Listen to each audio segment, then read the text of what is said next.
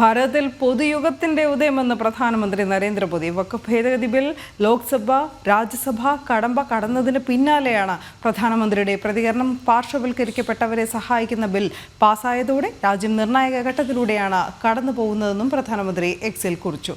നീതിക്കും സുതാര്യതയ്ക്കും എല്ലാവരെയും ഉൾക്കൊള്ളിച്ചുള്ള വളർച്ചയ്ക്കും ഇത് സഹായിക്കും. പതിറ്റാണ്ടുകളായി സുതാര്യമില്ലായ്മയുടെ പര്യായമായിരുന്നു വഖഫ് സമ്പ്രദായം. മുസ്ലിം മതത്തിലെ മറ്റു വിഭാഗങ്ങളെ മുസ്ലിം വനിതകളുമായിരുന്നു ഇതിൻ്റെ ഇരകൾ.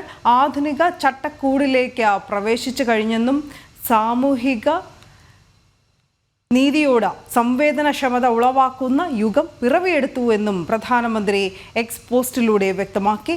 സുതാര്യത ഉറപ്പാക്കാനും പൗരന്റെ അവകാശങ്ങൾ സംരക്ഷിക്കാനും വഖഫ് നിയമ ഭേദഗതിക്ക് സാധിക്കും. പൗരന്റെ അന്തസ്സിന് മുൻഗണന നൽകുന്നതിൽ കേന്ദ്രം പ്രതിജ്ഞാബദ്ധമാണ്.